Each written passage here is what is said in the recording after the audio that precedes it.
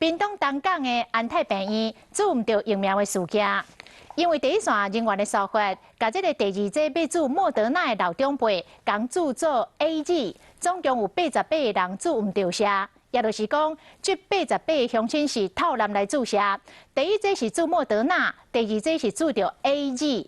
上惊是这个老大人的身体会袂堪力，讲已经有部分的乡亲开始头痛、发烧、胃寒，走去挂急诊。都医师特别来提醒，讲这个参南注到疫苗，后续爱特别注意的是副作用的问题。穿黄衫、翘倒摆，这个先生看起来真烦恼，讲要搁赶去病院，因为因某第二剂疫苗，互人注到 AZ， 半暝就送去挂急诊。规身躯拢会痛，讲会胃寒，注唔到咱拢袂死啊。哦，我那袂死吼，我那烦恼吼。哦，昨暝规暝拢袂困着，一直较天光诶。那家属生气，卖烦恼讲敢会出状况，里长嘛真无用，死去关心里面敢有问题。差不多几个袂爽快。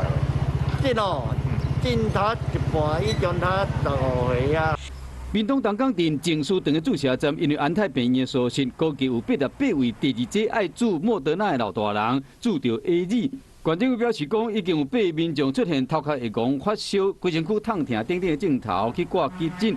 像咧男咧做的结果，敢会影响到保护力？医生有提出看法。较于打2剂莫德纳的话，它的综合抗体效价可能也许会差一点，但是也许可以得到另外一个好处，就是这个它的抗体维持的时间也许会久一点。毛医生提醒讲，爱密切去注意家己身体状况。这些原本就可能有血栓风险的人，可能要去面对打完之后7到14天左右所产生的血栓风险。